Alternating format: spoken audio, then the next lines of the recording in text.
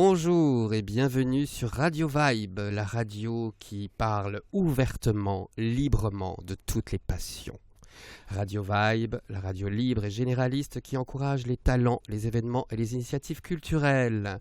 Musique, littérature, cinéma, théâtre, danse, stylisme. La radio qui donne aussi la parole aux initiatives associatives. J'ai la joie d'être avec vous avec l'émission Parlez-moi de vous, une émission qui fait la promotion de l'art dans toute sa splendeur et sa diversité. On essaie d'aller au cœur de l'intime de chaque artiste invité. Le principe est simple, pénétrer l'intime de l'artiste, découvrir sa personnalité, son parcours et s'attarder sur son œuvre, ce qui l'a poussé à créer, à devenir ce qu'il est. Saisir cette connexion entre lui et nous. Parlez-moi de vous, parlez-nous de vous. Aujourd'hui, nous avons le plaisir de recevoir, une fois n'est pas coutume, deux invités. Ils travaillent ensemble et séparément. Elle est chanteuse et auteure. Sa voix douce et caressante nous enivre et flirte avec notre intime. Lui est auteur-compositeur et romancier. Tout ce qu'il touche, il le transcende. Je veux parler de Pascal Borel et Jérémy Lefebvre.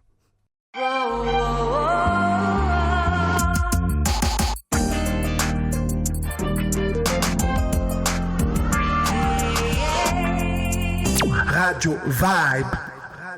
Bonjour Pascal Borel. Bonjour. Bonjour Jérémy Lefebvre. Bonjour. Ravi de vous recevoir sur Radio Vibe.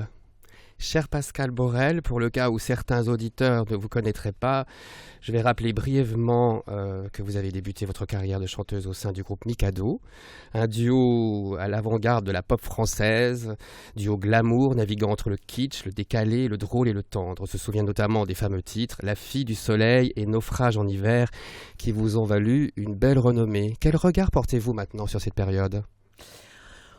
C'est une période qui est très chère à mon cœur, que je ne renie absolument pas, qui a été assez éphémère, que j'ai été très heureuse de vivre sur un temps assez court. Je regrette quand même assez souvent qu'on me parle encore de Mikado depuis le temps. Ça fait déjà 30 ans que c'est terminé. Et donc... j'ai continué à faire de la musique pendant 30 ans et là, chaque fois que j'ai un article ou un interview, on me parle de Mikado. Donc voilà, C'est un peu fatal, je dirais. Oui, je sais bien. En même temps, c'est quelque chose dont je suis très fière et très heureuse d'avoir fait. Ça fait partie de vous. Comment Comment est apparu votre désir de musique ? Je crois très jeune, j'ai commencé à écrire des textes, je devais avoir 16 ans, dans ma petite chambre chez mes parents. Et puis, dès que je suis arrivée à Paris, au début des années 80, j'ai eu la chance de rencontrer des gens qui faisaient de la musique et c'est parti comme ça. Et quand vous étiez plus petite, vous vouliez déjà être chanteuse ou complètement... Non, pas du tout. Je voulais être pharmacienne. Quel enfant étiez-vous, Pascal Borel ? Je pense que j'étais une enfant assez sage, qui aimait beaucoup lire, très raisonnable, à qui on confiait beaucoup de... qui devait beaucoup s'occuper de sa petite sœur. Voilà, une enfant assez exemplaire, on va dire, pour ses parents. Je pense que j'étais une petite fille comme ça. Est-ce que vous aviez déjà cette voix magique ? Je sais pas. On ne vous parlait pas de votre voix à l'époque. À partir du moment donc, où vous avez décidé de chanter, vous avez suivi une formation ou... Non, pas du tout. Pas du tout. Je me suis lancée comme ça. J'ai commencé à faire des chœurs avec un chanteur qui s'appelle Lala. Qui aimait beaucoup ma voix, la manière dont je chantais. Donc voilà, je me suis lancée sans prendre de cours.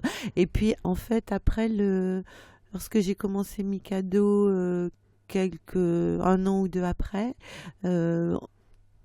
c'est à ce moment-là qu'on a vraiment trouvé le style de voix qui correspondait à la musique qu'on était en train de faire. En fait, ça s'est fait, ça s'est un petit peu fabriqué tout seul, sans avoir décidé. C'est-à-dire que je me suis rendu compte que la manière la plus jolie et qui correspondait le mieux aux paroles que je chantais Oui. était de chanter doucement, en fait, tout simplement. Oui. Et à partir de là, c'est ça qui m'a un petit peu créé le style Mikado, voilà.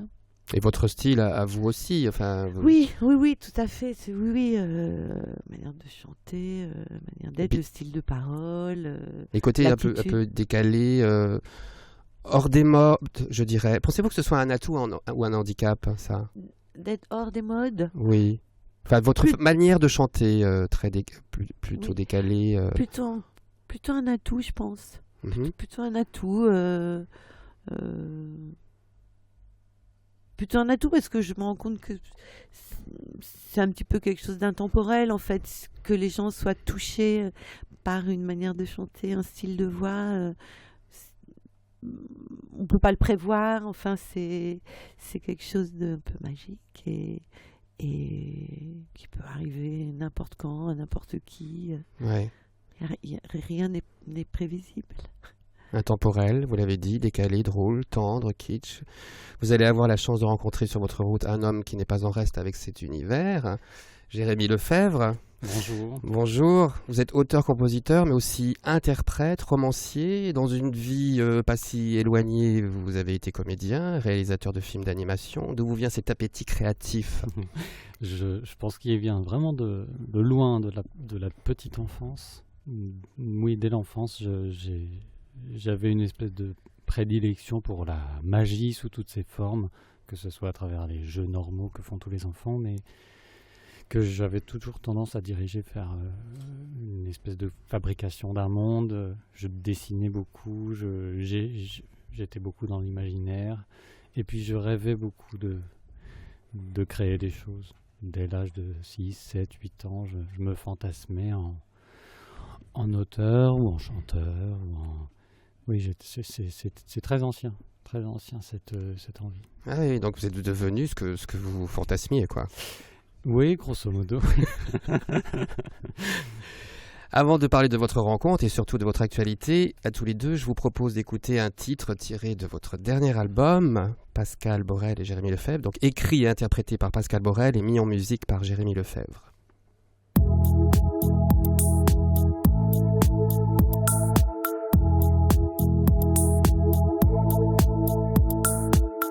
J'ai promis d'arrêter de fumer et depuis 18 mois ont passé.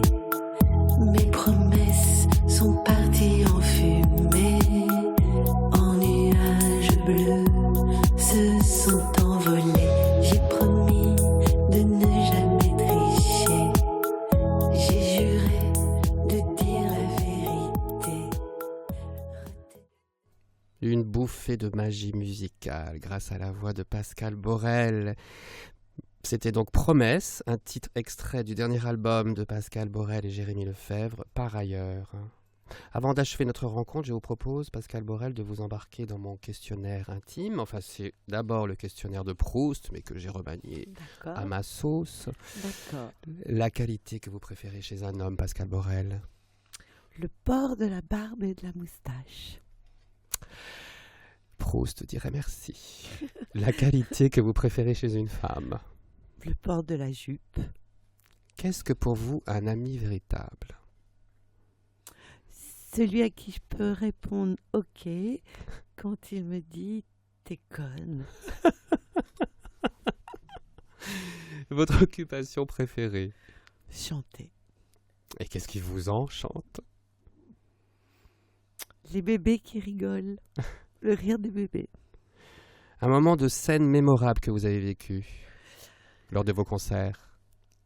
Par exemple, lors d'un de mes concerts au Japon, dans les 3 premiers rangs, il y avait tout un groupe de petites japonaises qui chantaient les chansons en français, mes chansons en français, mais en phonétique.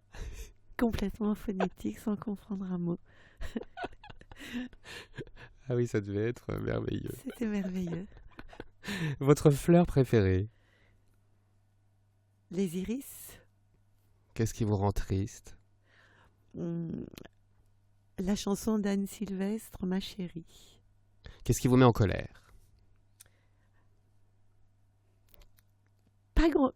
Ah si, mon producteur peut me mettre en colère. Le producteur de mon premier album m'a mis très en colère, mais c'est vieux. Je l'ai pas mis en colère depuis longtemps. Votre héros préféré dans la fiction ou dans l'histoire? Vous n'êtes pas obligé d'en avoir. Hein. Non, je crois que j'en ai pas. Bon, Je alors crois que j'en ai pas. on passe. Le don naturel que vous auriez aimé avoir? Le don naturel, dessiner, savoir dessiner. Et surnaturel? La téléportation. Plutôt dans le futur ou dans le passé? Plutôt dans le passé. Dans le passé. Ouais, plutôt dans le passé. Pour qui ou pourquoi seriez-vous prête à tuer si vous l'êtes? Pour vivre. Hmm. Pour vivre. D'après vous, de quoi manque l'humanité pour atteindre l'harmonie? Ah oui, alors, plutôt... d'un peu plus de légèreté, qu'il n'y ait plus de guerre des sexes, en fait.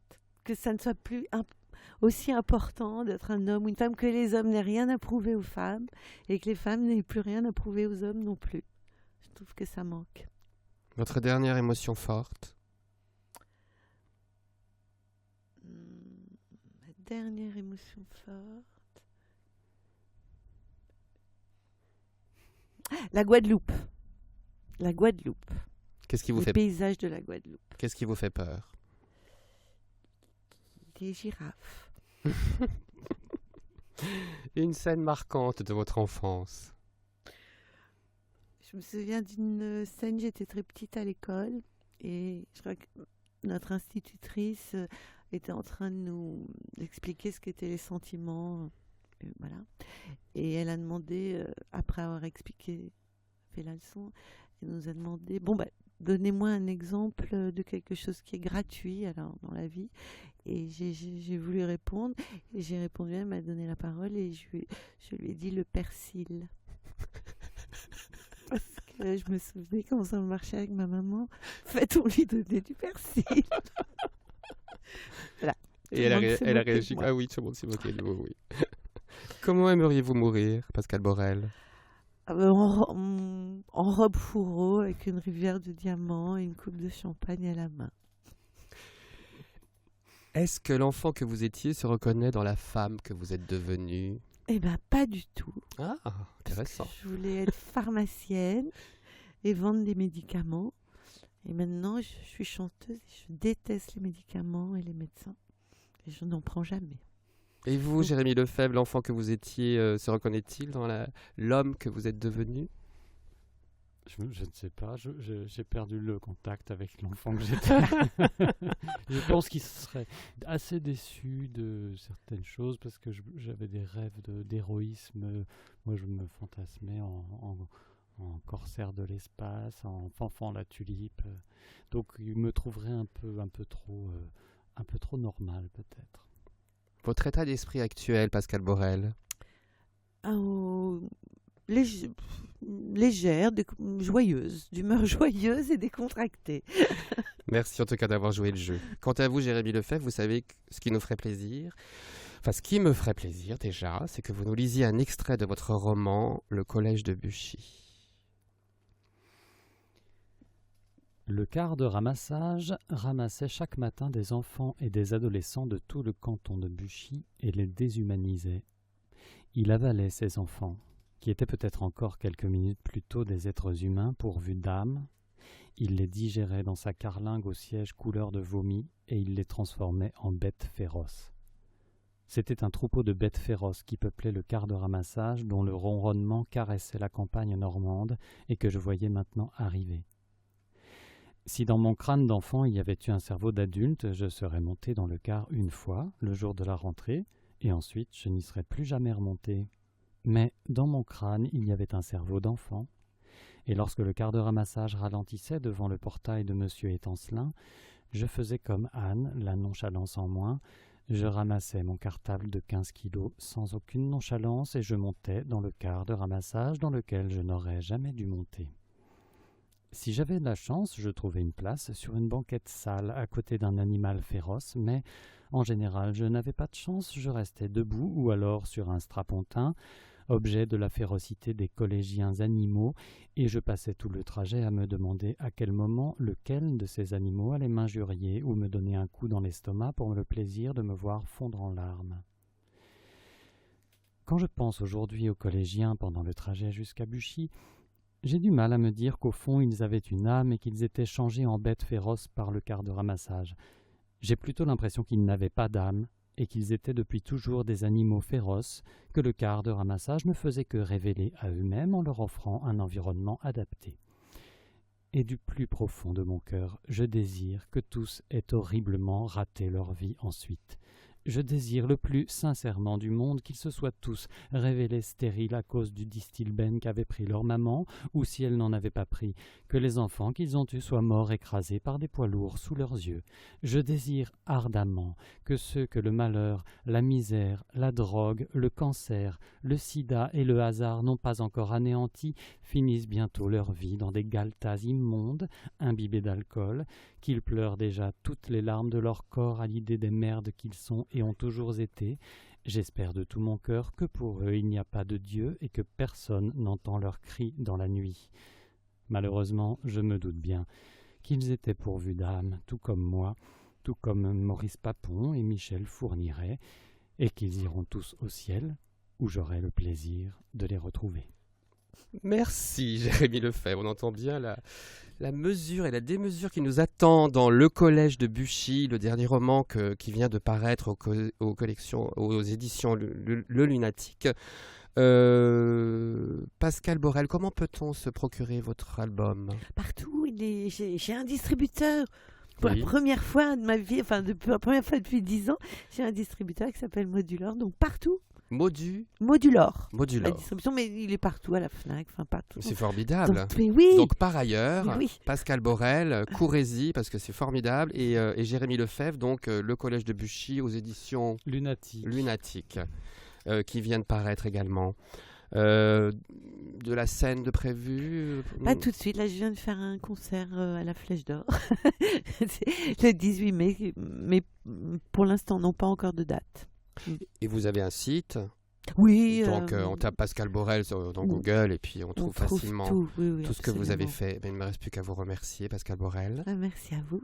Merci beaucoup, Jérémy Lefebvre. Merci à vous, Alberto. Et je remercie aussi les auditeurs de Radio Vibe d'avoir suivi ce programme. Je remercie également la MJC du Montmély et la mairie de Créteil pour leur soutien. Je vous rappelle le numéro de notre radio 06 13 80 71 56. Et je vous rappelle que vous pouvez nous écouter sur radiovibe.fr ou sur Facebook. À très bientôt dans Parlez-moi de vous sur Radio Vibe.